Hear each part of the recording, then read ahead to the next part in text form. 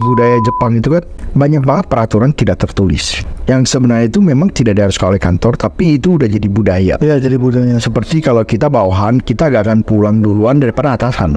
Karena di Indonesia, jujur aja, kalau lu gak pindah-pindah, kayaknya susah buat naik jabatan. Iya. Nah, kalau di Jepang, orang itu justru gak pindah-pindah. Kalau bisa tuh seumur hidup bisa lah. Karena standar kerja mereka yang begitu tinggi, akhirnya mereka juga untuk pacaran, dating gitu kan, udah gak terlalu ada waktu. Jadi gak terlalu ada waktu. Jadi juga ya bisa dibayangin lah ya, kalau lu sangat stres di kerjaan, lu pulang, maksudnya lu mau kencan lagi tuh udah males. Kadang lu juga mikirin kerja lu besok gitu. Hai guys, welcome back to channel kami, Hubungan Manusia, dengan gue Desmond. Dengan saya Hartono.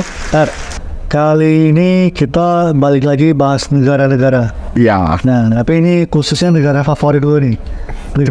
Negeri Sakura. Favoritnya yang mana aja nih, betul? Apa dulu? Film-filmnya, film-film kartun. Oh, anime. Oh, gua kira film yang dewasa seperti drama, action gitu. Nah, jadi kali ini kita pengen bahas mungkin apa yang kita suka dan mungkin juga sisi gelap yang kita tahu. Betul. Jadi kita rasa kayaknya menarik nih buat dibahas. Nah, kita mulai dulu dari mungkin culture lah ya, budaya. Betul. Maksudnya budaya Jepang ini kan terkenal nih. Nah, kira-kira apa yang lu suka dari culture Jepang? Nah, Jepang itu sebenarnya terkenal sangat-sangat disiplin dan sangat perfeksionis ya.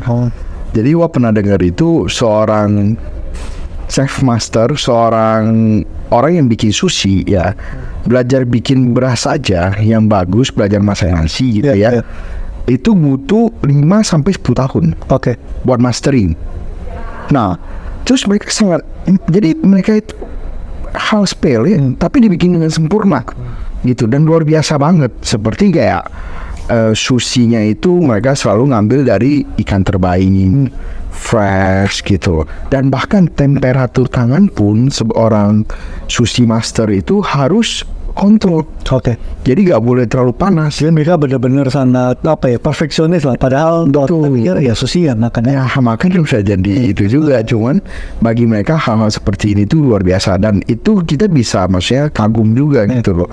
Jadi kayak bener-bener semuanya itu kalau bisa sesempurna mungkin gitu. Tetapi ya banyak hal lah seperti, dan mereka tata keramanya juga bagus banget. Biasanya mereka kalau udah sampai ke tempat sushi gitu juga beda. Kalau kayak kita makan yang omakase, maksudnya yang one on one sama chefnya gitu, gak ada yang nambahin bumbu sendiri, gak ada yang nambahin kondimen sendiri, kecuali memang disarankan sama kokinya gitu loh. Kokinya ngomong ini boleh tambahin lemon, ini boleh apa gitu sih. Kalau gua sendiri, gua lihat gak kayak kalau waktu kita kecil, kalau kita lihat barang made in China itu kesannya kayak wah ini murah nih. Betul. Rusak. Tapi kalau made in Japan, made in Jepang gitu langsung kayak kesan luar biasa banget.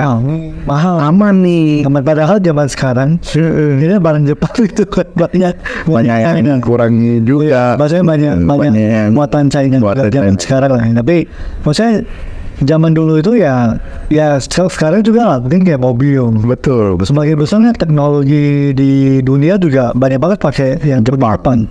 Toyota, Honda, bener. Itu ya maksudnya semuanya dari Jepang juga gitu. Dan gak usah jauh-jauh lah, kalau jam dinding kita yang masih berdetak dari zaman kita kecil sampai sekarang itu biasanya juga buatan Jepang. Kalau Casio, Seiko dan lain-lain, Citizen. Mereka memang luar biasa sekali dalam menciptakan sesuatu lah. Maksudnya dedikasi mereka sih. Betul. Yang ada gak ya hal yang lu belajar dari budaya Jepang? Jepang itu sangat sensitif orangnya. Sangat sensitif dan sangat menghargai privasi.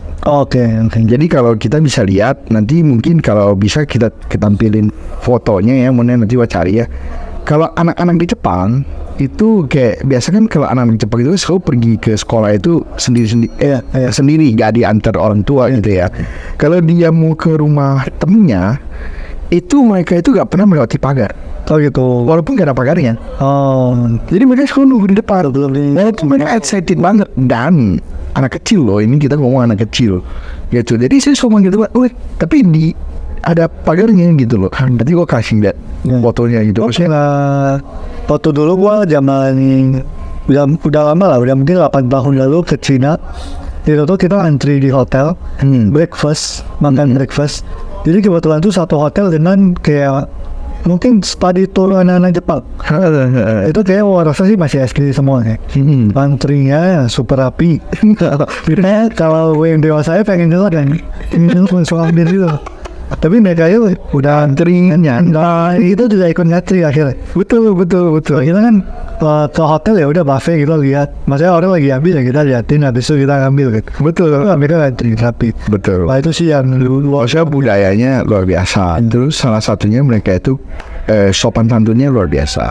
Salah satunya itu kayak kalau katanya kalau teman-teman kerja ada yang ambil cuti jalan-jalan pasti secara tidak langsung itu akan beliin ini oleh-oleh buat semua orang kantor. Dan ngomongnya kayak sorry nih, gua ada beli ini nggak seberapa sih tapi boleh dicoba gitu.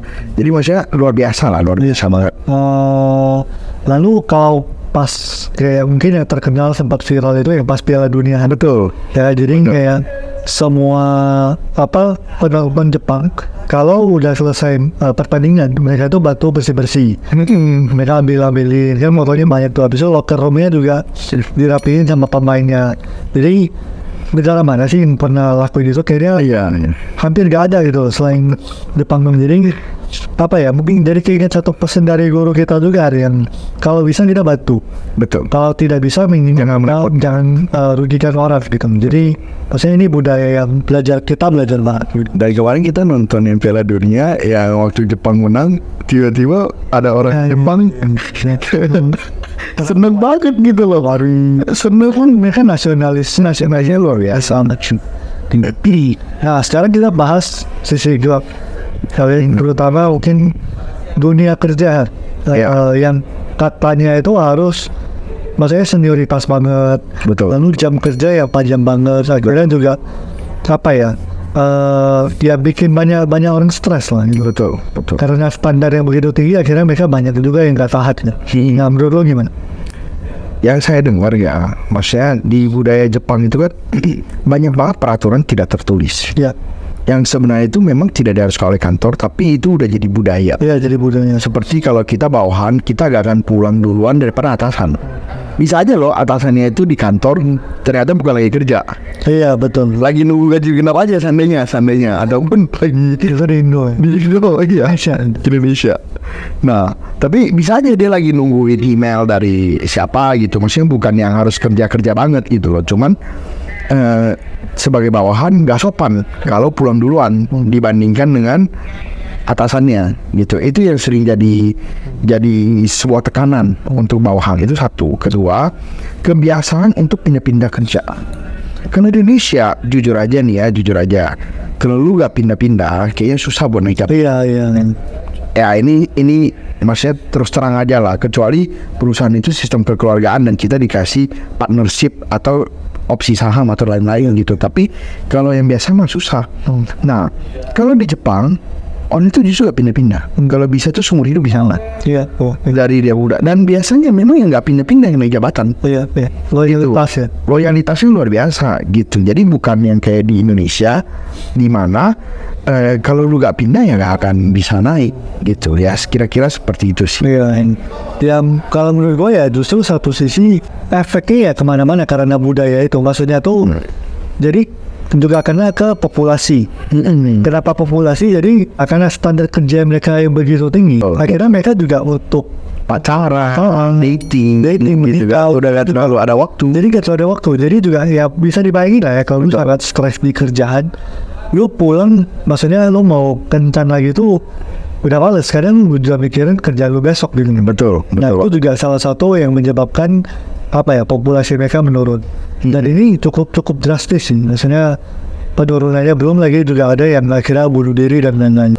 Nah mungkin satu lagi tadi ada pertanyaan juga nih sempat di YouTube kita soal hikikomori. Lu gimana soal ini? Jadi banyak orang yang memilih hidup sendiri aja gitu, kayak betul isolasi diri kayak gak mau sama orang lain. Sebenarnya ini wajar ya. Ini salah satu sebagai bentuk trauma untuk melindungi diri dari luka trauma, luka masa lalu gitu loh. Karena kan kalau seperti yang kita tahu di Jepang itu tuntutannya sangat tinggi, sehingga bagi orang-orang yang maksudnya perilakunya agak berbeda, gak bisa jaga sopan santun apa, itu sangat terasingkan secara tidak langsung. Kayak contoh nih, orang yang gak bisa basa-basi, itu biasanya akan sangat sulit untuk bisa diterima dalam society Jepang. Gitu, berbeda dengan Indonesia yang kita udah maksudnya biasa aja gitu dengan orang yang memang agak pendiam atau apa gitu. Jadi di Jepang itu sangat-sangat dikucilkan gitu. Tetapi hikikomori itu juga bukan sebuah opsi, karena walaupun lu security tapi lu merugikan banyak orang. Lu gak kerja, lu tergantung dari orang tua lu apa segala macam kan, maksudnya sangat merugikan gitu. Jadi kalau ada trauma, kita boleh sih merasa sedih dan merasa terluka, tetapi kita juga gak boleh lari dari trauma itu. Kita juga ada ini gak cuma buat hikikomori lah. Tapi di kehidupan kita nyata sekarang ini juga banyak gitu. Iya, cuman gak se-ekstrim itu aja. Jadi tetapi kalau sebenarnya kita gak sanggup melakukan sendiri, kita mencari bantuan. Kita cari bantuan. Jadi sebenarnya gak ada salahnya kita cari bantuan ke expert profesional, psikiater ataupun psikolog gitu ya. Terus zaman sekarang ini mungkin udah beda. Kalau zaman dulu kita nyari psikiater, psikolog kesannya orang gila. Tapi sebenarnya zaman sekarang kita udah sangat open dengan kesehatan mental. Kesehatan mental. Jadi teman-teman kalau ngerasa butuh bantuan orang pihak ketiga, pihak luar, ya teman-teman jangan sungkan untuk coba gitu. Iya, gak ada salahnya juga gitu. Tetapi sebetulnya lari dari trauma itu sendiri, menghindari itu tidak akan menyelesaikan masalah. Itu menunda masalah. Dan biasanya snowball effect. Makin ditunda makin mengerikan masalah itu. Jadi kayak orang yang udah hikikomori 10 tahun pasti akan lebih sulit untuk coba yang pertama kali daripada orang yang hikikomori setahun atau setengah tahun gitu. Jadi makin ditunda makin parah. Jadi gak cuman untuk, maksudnya hikikomori ini kan contoh ekstrim. Betul. Tapi maksudnya kalau kita di sehari-hari pun, kalau kita ada mungkin ngerasa kita ada trauma apa, ada masalah apa, menurut saya ada baiknya juga kita beresin sih. Betul. Karena biasanya ini seperti yang Tono bilang, ini bola efek salju. Jadi ini tuh nanti nggak cuma kena ke kita, tapi ke orang mungkin juga kita. Kalau nanti kita punya anak juga, trauma kita ini akan membekas untuk anak kita juga. Betul. Jadi memang perlu diberesin lah gitu. Betul. Itu sih. Ada tambahan lagi ya? Itu aja sih. Nah, jadi memang ya semuanya datang dengan paketan sih ya. Kalau bilang hidup itu satu paket. Maksudnya ada enak pasti ada gak enak ya. Begitu juga dengan satu budaya, ada kelebihan pasti ada kekurangannya. Tapi ya dengan kita bahas ini sebenarnya tujuan kita itu kita bisa belajar dari kelebihannya dan jangan sampai terjebak dengan kekurangannya. Ini kita juga perlu hati-hati, jangan sampai kita karena sangat menjunjung tinggi budaya dirinya banyak hal terdampak enggak gitu. Itu sih. Nah, itu aja teman-teman. Menurut kalian gimana soal Jepang ini? Ada komentar atau ada pertanyaan, silakan di komen.